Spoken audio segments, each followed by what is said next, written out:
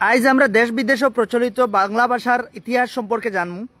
আমরা যদিও বাঙালি, তবে আমরা বাংলা ভাষার অফিসিয়ালভাবে পাওয়ার পিছনে আছে বেজান মানুষের বলিদান। প্রত্যেক বছর 19 মে হওয়ার বাদে আমরা সবে শহীদ হলরে স্মরণ করি, তবে আজও বহুত মানুষে বাংলা ভাষার ইতিহাস সম্পর্কে জানেন না। আপনারা যারা নিজরে বাঙালি পরিচয় দিতে গর্ববোধ করো, সবে আজ করি ভিডিওটা বেশি বেশি করে শেয়ার করিয়া বাকি এরারে বাংলা ভাষার ইতিহাস সম্পর্কে জানার সুযোগ করিয়া দেন, যাতে সবে বরাকবেলির এই বাংলা ভাষার ইতিহাস সম্পর্কে জানতে পারেন। সুপ্রিয় দর্শক মন্ডলী, আমি আব্দুল্লাহ ভাইজান আপনারা সামনে বাংলা ভাষার ইতিহাস সম্পর্কে তুলে ধরবার চেষ্টা করবো। আর একটা জিনিস আপনারা সামনে তথ্য সহকারে তুলে ধরবো। 1960-61 সালের যে বাংলা ভাষার ইতিহাস আছে, এই ইতিহাসটা আপনারা সামনে তুলে ধরবার চেষ্টা করবো। আপনারা লাস্ট পর্যন্ত থাকবা আর ভিডিওটা বেশি বেশি করে শেয়ার করে সবার কাছে বুঝাই দিবা, যাতে সবে বাংলা ভাষার ইতিহাস সম্পর্কে জানতে পারেন।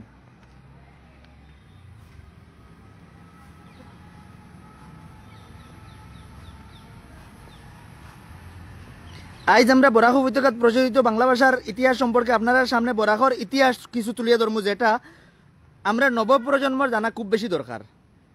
আসামর বরাক উপত্যকার বাংলা ভাষার আন্দোলন আসলো আসাম সরকারের অসমীয়া ভাষারে সরকারি ভাষা হিসাবে চাপাইয়া দেওয়ার সিদ্ধান্তর প্রতিবাদে একটা জোরদার আন্দোলন।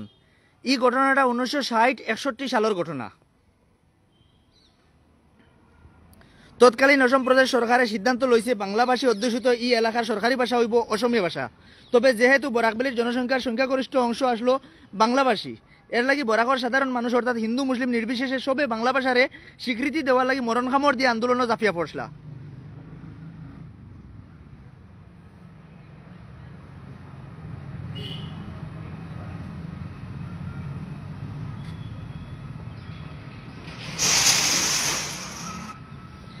এই গণ আন্দোলনের প্রধান উল্লেখযোগ্য ঘটনা ঘটিছে। এই গণ আন্দোলনের প্রধান উল্লেখযোগ্য ঘটনা একটা ঘটিছে 1961 সালের 19 মে। এদিন 11 জন প্রতিবাদীরে শিলচর রেলওয়ে স্টেশন আসাম পুলিশে গুল্লি করিয়া হত্যা করছেন, যেটা এখনো বহুত মানুষে ফাউরিতে পারেন না, যার কারণে 19 মে তারিখে ভাষা শহীদ দিবস হিসাবে পালন করা হয়। ও আন্দোলনের কারণে শেষ পর্যন্ত আসাম সরকার খরেদি হতে বাধ্য হয়েছে। কিন্তু এই ঘটনার বাদের থাকি পুরা দেশও 19 মে তারিখও বাংলা ভাষা শহীদ দিবস হিসাবে পালন করা হয়। শুধু দেশ না, দেশ বিদেশেরও বিভিন্ন জায়গাত এই দিনটারে ভাষা শহীদ দিবস হিসাবে বহুত মানুষে পালন করিয়া আইন। বিভিন্ন বাংলা ভাষার মানুষে মাতৃভাষার সরকারি স্বীকৃতির দাবি লইয়া ও ফইলাবার ই উপমহাদেশের মানুষে দেখছেন শহীদের রক্ত। 10 অক্টোবর 1960 সালে আসামের তৎকালীন মুখ্যমন্ত্রী প্রয়াত বিমলা প্রসাদ চালিহায় আসামর অসমীয়া ভাষারে একমাত্র সরকারি ভাষা হিসাবে স্বীকৃতি দেওয়ার লাগি প্রস্তাব দিছেন। কিন্তু আসামর বরাক উপত্যকার বেশিরভাগ মানুষের মাতৃভাষা আসলো বাংলা। বাংলাভাষী মানুষের রাজ্য সরকারের এই সিদ্ধান্তরে মানিয়া নিতে পারছেন না। উত্তর করিমগঞ্জের তৎকালীন বিধায়ক রণেন্দ্র মোহন দাসে এই প্রস্তাবের তীব্র বিরোধিতা করছেন। কিন্তু 24 অক্টোবরের প্রস্তাবিকটা বিধানসভাত গৃহীত হয়ে গেছে। এর বাদে বাংলা ভাষার স্বীকৃতির দাবি লইয়া আন্দোলনের প্রস্তুতি শুরু হয়েছে পুরা বরাকবেলিত। বরাক উপত্যকার বাঙালি মানুষের উপরে আসামিয়া ভাষা চাপাইয়া দেওয়ার বিরুদ্ধে প্রতিবাদ করতে গিয়ে 1961 সালের 5 ফেব্রুয়ারি তারিখে কাছাড় গণসংগ্রাম পরিষদ নামের একটা সংগঠনের জন্ম হয়েছে।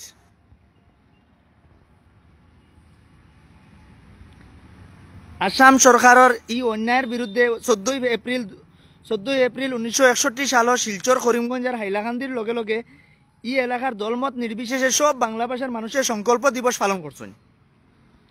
বরাকর মানুষের মাঝে সজাগতা সৃষ্টি করার লাগি জনমত সৃষ্টির উদ্দেশ্যে এই পরিষদে 24 এপ্রিলও একটা ফাওয়ে আটিয়ে যাত্রা শুরু করছেন।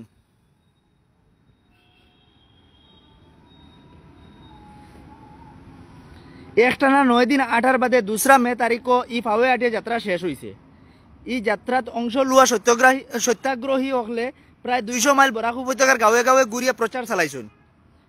ফাওয়ে আটিয়া যাত্রার শেষে পরিষদের মুখ্যাধিকারী রথীন্দ্রনাথ সেনে ঘোষণা করছেন যে যদি 13 এপ্রিল 1961 সাল তারিখের ভিতরে বাংলা ভাষার সরকারি ভাষা হিসাবে ঘোষণা করা না হয়, তাহলে 19 মে তারা ব্যাপকভাবে হরতাল করবা বরাক উপত্যকা জুড়িয়া। 12 মে আসাম রাইফেল, মাদ্রাজ রেজিমেন্ট আর কেন্দ্রীয় সংরক্ষিত পুলিশ বাহিনী শিলচর ফ্ল্যাগ মার্চ করছেন। 18 মে আসাম পুলিশে 3 জন আন্দোলনকারী নলিনীকান্ত সেন, রথীন্দ্রনাথ সেন আর বিধুভূষণ চৌধুরী সাপ্তাহিক যুগশক্তির সম্পাদকরে গ্রেফতার করছেন। 19 মে শিলচর করিমগঞ্জের হাইলাকান্দিত হরতাল করছেন আর পিকেটিং শুরু হয়েছে। 19 মে শিলচর করিমগঞ্জের হাইলাকান্দিত হরতাল আর পিকেটিং শুরু হয়েছে। করিমগঞ্জ আন্দোলনকারী হলে সরকারি অফিস, রেলওয়ে স্টেশন আর কোর্টও পিকেটিং করছেন।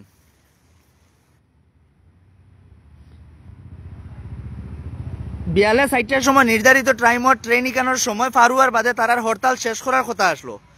সকালে 5:40 ট্রেন ইকানোর এখানো টিকিট ইদিন বিকিছে না। বিয়ালে হরতাল শান্তিপূর্ণভাবে চলাত আসলো, মানে সকাল দিকে পইলা কিন্তু খুব সুন্দর করে শান্তিপূর্ণভাবে তারার পিকেটিং চলাত আসলো বা হরতাল চলাত আসলো। কিন্তু বিয়ালকুর সময় স্টেশনে রাইফেল আইয়া উপস্থিত হয়েছেন। বিয়ালে প্রায় 2:30টার সময় 9 জন সত্যাগ্রহীরে খাটিগড়া তাকে গ্রেফতার করিয়া পুলিশের এখান ট্রাকও করিয়া তারাপুর স্টেশনের মানে বর্তমানকুর শিলচার রেলওয়ে স্টেশনের দ্বারে দিয়া লইয়া গেছেন। ওই সময় পিকেটিংকারী হলে তারারে গ্রেফতার করিয়া লইয়া যাওয়ার দেখিয়া তীব্র প্রতিবাদ করছেন। ডরাইয়া ট্রাক ড্রাইভারের লগে লগে পুলিশ হলে বন্দি এরারে লইয়া বাগিয়া গেছেন কি। এর বাদে কোনো একজন দুষ্কৃতীয়ে ই ট্রাক এখান জ্বালাই দিছেন। যদিও ফায়ার ব্রিগেড বাহিনী আইয়া খুব জলদি করে আগুন নিয়ন্ত্রণ আনছেন। এর বাদে প্রায় 2:35 স্টেশনের সুরক্ষাত থাকা প্যারামিলিটারি বাহিনী আন্দোলনকারী হলরে বন্দুক আর লাঠি দিয়া মারা শুরু করছেন।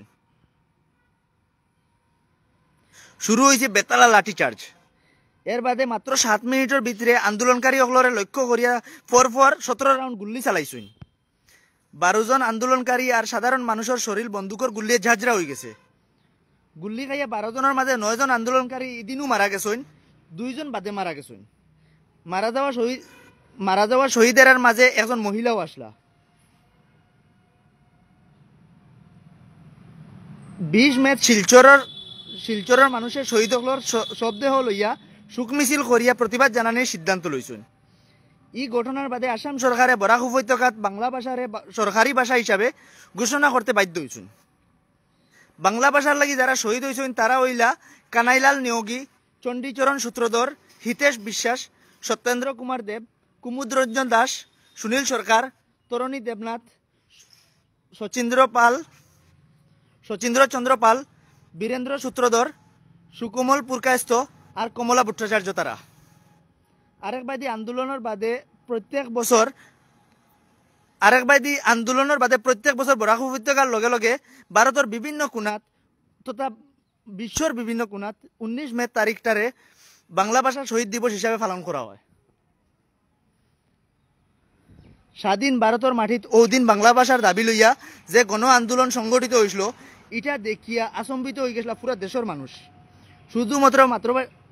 শুধুমাত্র মাতৃভাষার সরকারি স্বীকৃতির দাবি লইয়া বা ই দাবিরে সামনে রাখিয়া ওদিন বরাকর দলমত নির্বিশেষে সরু বড় সব সামিল হয়েছিল ই মাতৃভাষার আন্দোলন। মাতৃভাষার এই আন্দোলনে আজ বাঙালির নিজস্ব ভাষারে পরিচিতি দিছে তথা বাংলা ভাষার জাতীয় আর আন্তর্জাতিকভাবে স্বীকৃতি পাইছে। বাংলা ভাষা জাতীয় আর আন্তর্জাতিকভাবে স্বীকৃতি পাইছে। ই ইতিহাস আইজও বেজান মানুষের মনগাথা রয়েছে। বরাক উপত্যকার এই ঘটনার বাদে শুধু বরাক উপত্যকা নয়, পৃথিবীর সব বাংলা ভাষার মানুষে পুরাপুরি মর্যাদার সহিত 19 মে বাংলা ভাষা শহীদ দিবস হিসাবে পালন করিয়া থাকেন।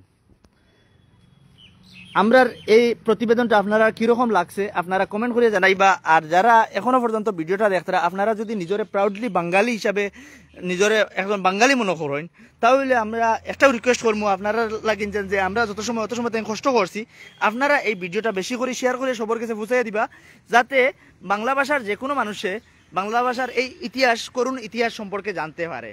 কারণ 19 মে তারিখ হওয়ার বাদে আমরা দেখি বেজান মানুষে এই ভাষা শহীদ দিবস হিসাবে পোস্ট করিয়া থাকুন বা বিভিন্ন ধরনের ভিডিও করিয়া থাকুন বা বিভিন্ন ধরনের নিজের মনের ভাব প্রকাশ করিয়া থাকুন। তবে যদি আমরা বাঙালি সব মানুষের জিগানি যাই যে বাংলা ভাষার ইতিহাস সম্পর্কে হয়তো সব মানুষে কইতে পারত না। আজকের এই ভিডিওটা যদি সবে দেখিলেন, আশা করি আর যারা এখনো পর্যন্ত পুরাপুরি এই ইতিহাসটা জানেন না, এই ভিডিওটা দেখলে তারা এই কনসেপ্টটা ক্লিয়ার হয়ে যাব। তার কারণে আপনারা ভিডিওটা বেশি করে শেয়ার করিয়ে সবার কাছে পৌঁছাইয়া দিবা। অত সময় আমি আব্দুল্লাহ ভাই আপনারা লগে আসলাম, আর অত সময় আপনারা সামনে বাংলা ভাষার যে ইতিহাস, এই ইতিহাসটা বরাকবেলির এই ইতিহাসটা আপনারা সামনে তুলিয়া ধরছি। ধন্যবাদ।